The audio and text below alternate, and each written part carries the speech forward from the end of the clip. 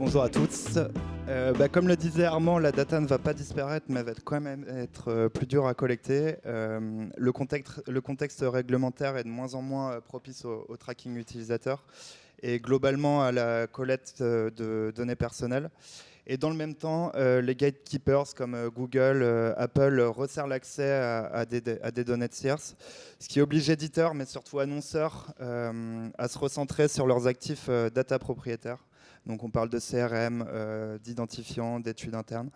Une étude de l'IAB en 2021 expliquait qu'aux US, il s'agissait de la première priorité des décideurs marketing en termes d'investissement stratégique, donc la first party data.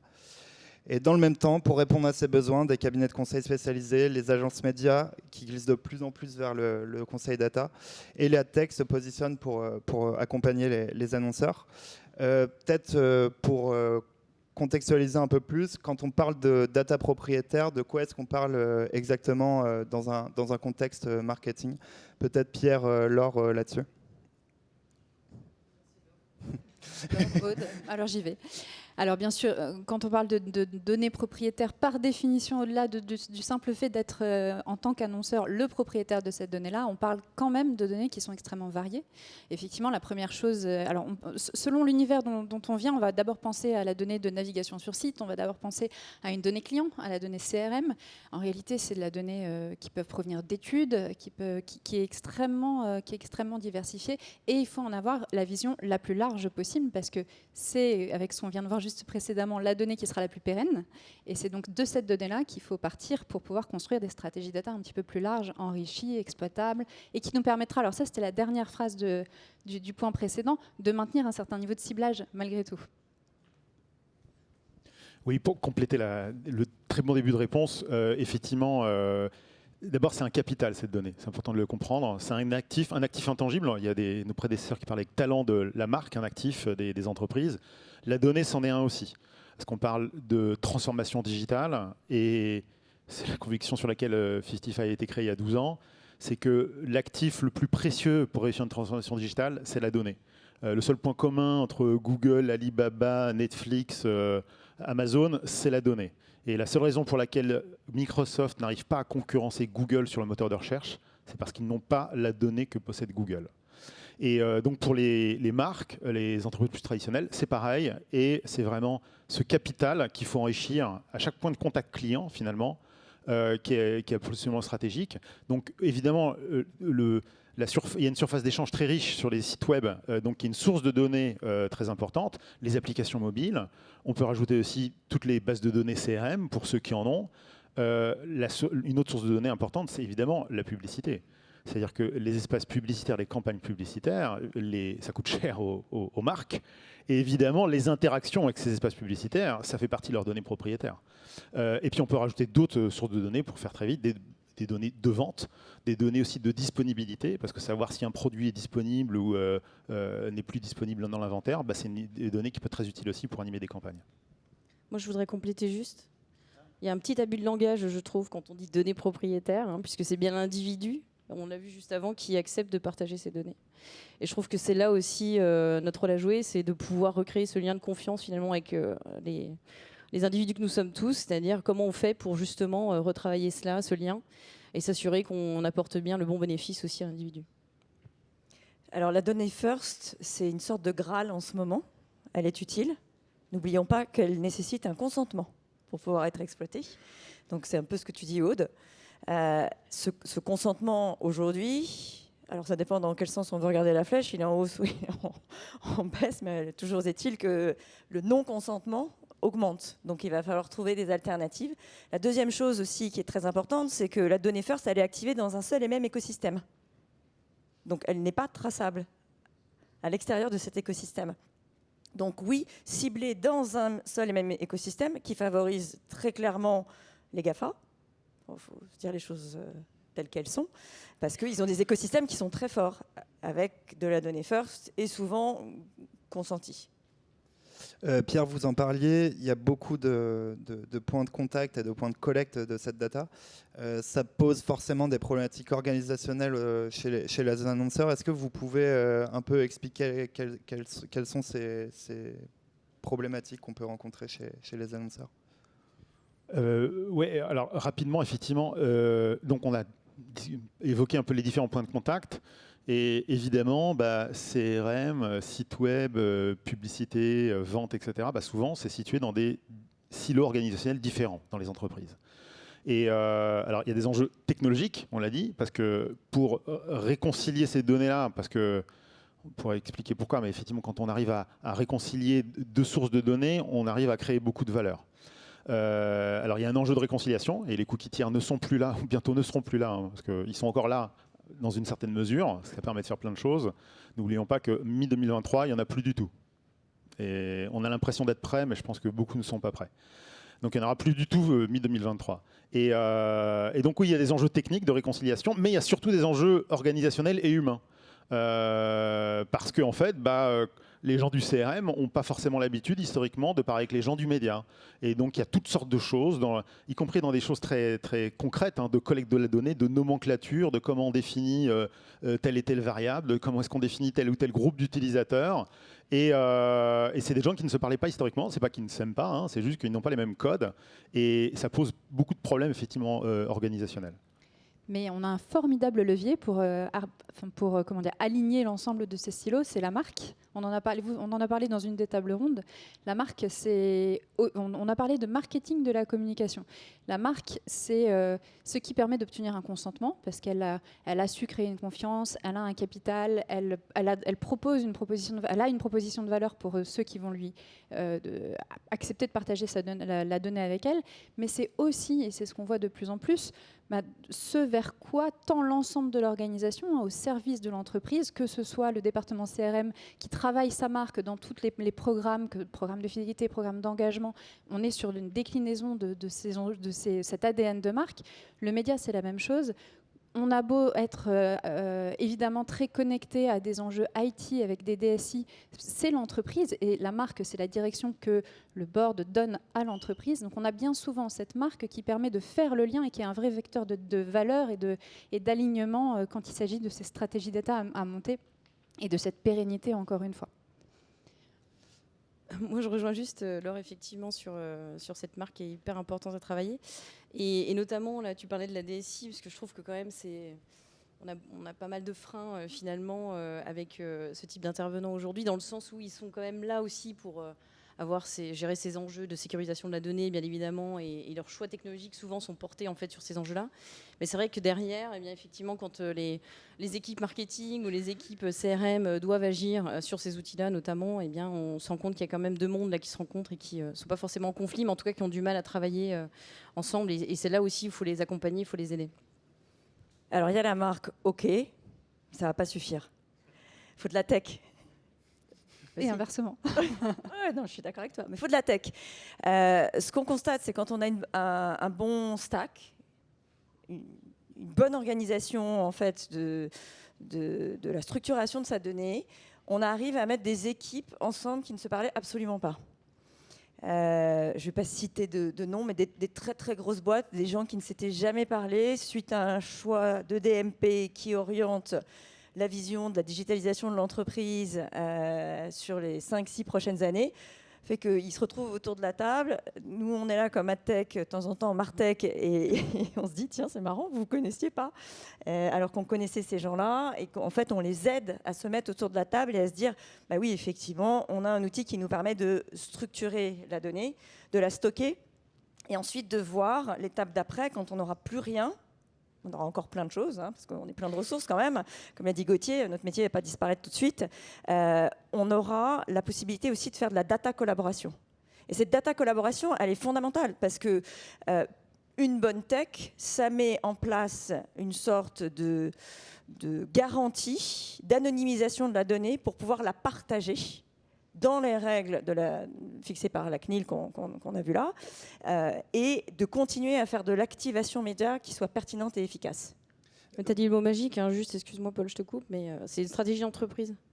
En fait, c'est très dur de rentrer uniquement par le CRM ou par effectivement les ventes ou le business. Il faut vraiment que ça soit pris en charge par les hautes sphères, on va dire, le COMEX. Et c'est là où je trouve que l'acculturation est encore à faire Il y a énormément de comex qui ont besoin d'être formés, de pouvoir en fait bien comprendre en fait ces enjeux-là. Et je trouve que c'est encore pas bien transmis aujourd'hui. Et justement là-dessus, quel est le rôle des cabinets de conseil spécialisés en data, mais surtout des agences médias dans ce process-là de casser les silos, essayer de rayer ces freins organisationnels?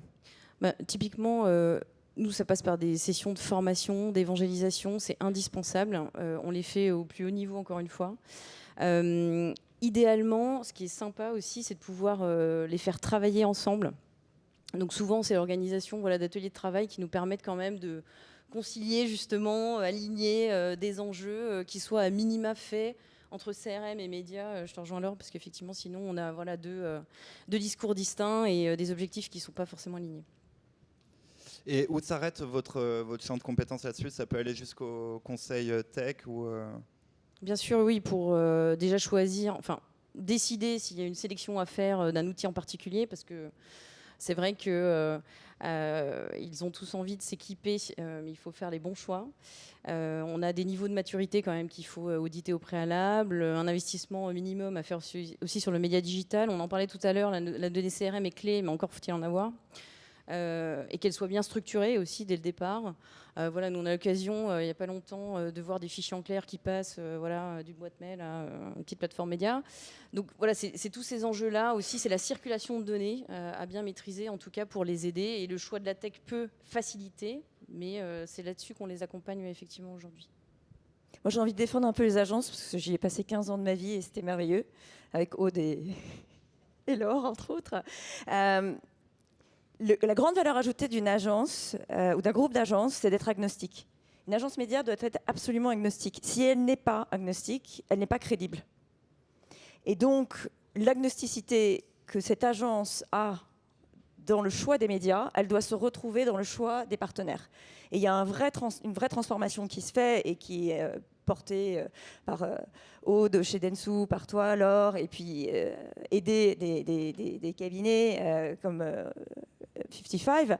C'est juste fondamental de garder cette agnosticité.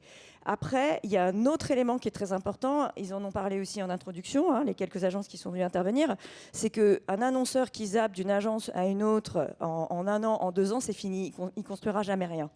Parce que c'est une construction d'outils, de techno, de confiance, de valeurs, de nouveaux KPI, de changement de paradigme s'il faut. Enfin, c'est un sujet de transformation fondamentale. On ne peut pas le faire en changeant de partenaire toutes les 5 minutes.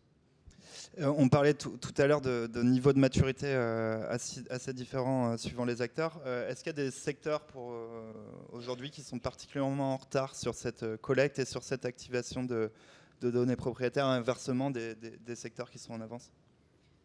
Alors, il y a des secteurs qui ne sont pas en retard. Ils ont simplement un modèle qui ne leur permet pas d'accéder à une donnée, ne leur permet pas d'avoir un CRM, comme tu le disais, Aude, qui est évidemment le secteur des FMCG et de toutes ces marques qui sont intermédiaires. Je caricature un peu avec les FMCG. En fait, il y en a beaucoup plus qu'on ne le croit. Et je rejoins la question précédente, c'est qu'on a aussi d'ailleurs un rôle à jouer, qu'on soit cabinet, agence média, agence data marketing ou technologie. C'est un peu l'exemple que tu donnais juste avant. C'est notre rôle, c'est de les aligner autour de workshops, autour de n'importe quel type de session de partage. Et c'est aussi d'aller jusqu'à leur proposer une gouvernance. Ça, c'est des choses que les DSI ont l'habitude de faire. Et ces gouvernances, c'est finalement des solutions et des visions de la façon dont l'entreprise va s'organiser autour de la data et autour des use cases business que la data va pouvoir adresser, qui va permettre d'aligner et sur lequel les agences sont forcément motrices. Et justement, je reprends le cas de ces acteurs qui ont peu de données et qui sont peut-être plus en difficulté que ceux qui en ont davantage. Ces acteurs-là, évidemment, ils se posent énormément de questions. Ces secteurs, prenons le cas des FMCG. Ils ont, alors d'ailleurs, soit ces acteurs-là, soit c'est les acteurs qui ont vu une baisse drastique du consentement, parce que au niveau de la promesse, au niveau de la marque, au niveau de la confiance, on a eu une rupture, on a eu quelque chose qui a fait que le consommateur, le citoyen que l'on est, ne s'y retrouve pas. Ces acteurs-là, des solutions de gouvernance où on se donne un cap et où on aligne le marketing, la DSI et l'ensemble des parties prenantes, le média évidemment, et les agences, les partenaires, que ce soit des partenaires technologiques ou des partenaires d'activation, des partenaires conseils, permettent de définir les grandes étapes sur comment aller recollecter de la data, une data peut-être un peu moins volumique, parce qu'on sait qu'on aura plus de mal à aller créer de nouveaux consentements, régénérer de la collecte de data, mais de meilleure qualité et qui permettra de contourner le problème de ces acteurs qui n'ont pas un accès direct à leurs clients et à leurs consommateurs. Ouais, rapidement sur les secteurs. Alors évidemment CPG compliqué. Paradoxalement, ils ont consumer dans leur dénomination, mais c'est eux qui ont le moins de contact avec les clients. Ils sont un peu des intermédiaires côté médias et aussi côté vente. Et effectivement, c'est ceux qui ont quelque part le plus en retard, mais c'est pas faute d'essayer. Cela dit, il y a des initiatives très intéressantes dans ce qu'on appelle le Private Data Clean Room qui permettent de réconcilier des données issues des distributeurs avec les données qu'ils peuvent aussi posséder. Et je pense que c'est parmi les choses les plus excitantes en termes de collaboration data qui sont en train de se passer sur le marché et qui permettraient peut-être d'imiter un peu ce que Amazon peut faire avec grand succès. Il n'y a qu'à voir les chiffres qu'ils ont développés sur leur activité publicitaire. Peut-être rapidement pour compléter le rôle des agences médias. Alors évidemment, les agences médias traditionnelles ont développé un talent sur la partie data tech, effectivement, et je pense qu'on a des bons exemples ici. Après, il ne faut pas nier aussi que de plus en plus, on constate que les marques, les annonceurs, essayent de reprendre le contrôle sur certains aspects. Alors pour différentes raisons. Alors, tu parlais d'agnosticité, je pense que c'est un mot très important. Et à tort ou à raison, certains effectivement se disent non, mais par exemple, la mesure de la performance, c'est difficile de la confier à l'agence qui opère elle-même les campagnes. Et donc beaucoup reprennent à leur compte effectivement ce genre de choses. Ce qui signifie que par exemple en termes de tech, ils reprennent les contrats d'adtech en direct avec les différents fournisseurs. Et puis du coup, ils vont se tourner vers des cabinets spécialisés pour les accompagner là-dessus. Ce qui va avec souvent, de façon même généralisée, la création d'un pôle data qui n'existait pas il y a 5 ans encore. Hein. Et un pôle data souvent même transverse qui va au-delà de la publicité du marketing, mais justement qui est là pour coordonner, alors pas forcément tout faire eux-mêmes, hein, mais en tout cas coordonner la collecte de données, l'utilisation et ensuite la mesure, l'activation. Il y a forcément un enjeu de souveraineté derrière ça parce que le marché est quand même saturé par des gros acteurs américains. Comment on fait pour activer cette donnée dans des contextes marketing tout en conservant cette souveraineté? Je pense que c'est une problématique centrale. Oui, c'est clair. Donc après, là, encore une fois, dans le choix des techs, on peut avoir quand même, heureusement, quelques acteurs français qui peuvent déjà répondre à cette notion de souveraineté dans la sécurisation de la donnée et de la collecte. Je pense aussi à nos confrères de Commanders Act, qui ne sont peut-être pas là aujourd'hui, mais en tout cas qui agissent aussi dans ce sens-là.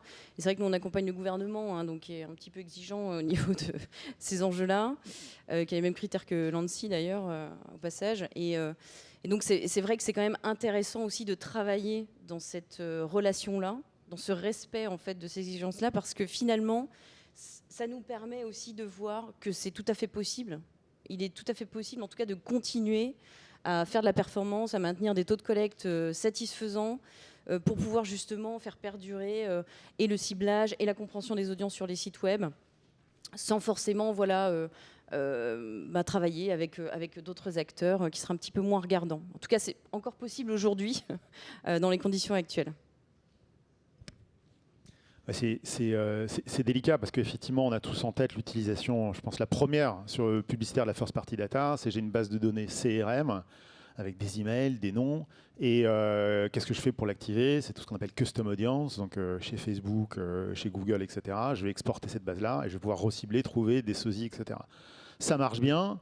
Le problème, c'est qu'effectivement, on ne construit pas son capital comme ça, voire même on le dilapide un petit peu parce que si je suis une grande marque automobile et que j'envoie mon fichier client sur Facebook, évidemment, ça va éduquer son algorithme qui va apprendre à mieux cibler et à mieux reconnaître les segments appétants au secteur automobile, voire les gens qui ont acheté tel ou tel type de véhicule. Et voilà, donc il y a vraiment un enjeu de souveraineté pour les marques, effectivement, à maîtriser leurs données dans la collecte, mais aussi l'activation. Juste un point, je pense, qui est important que je voudrais rajouter. On oublie ici l'écosystème des publishers, des éditeurs. Donc nous, notre sujet, en réalité, c'est d'aider les éditeurs à constituer un inventaire qui est respectueux de toutes ces règles qu'on vient d'évoquer, donc qui est cookieless, ID-less, consentless. Donc on est sur du contextuel sémantique, et quand on est sur du contextuel sémantique, on remonte sur la nouvelle donnée qui est le contenu. À partir du moment où on a ça, c'est exploitable par tout l'écosystème. On avait gardé un peu de temps pour des questions de la salle. Est-ce qu'il y a des questions ? Alors, tu as droit à une dernière question. Oui, c'était une question pour Aude. C'était plus sur le modèle des agences médias et la façon dont était facturé ce type de prestations.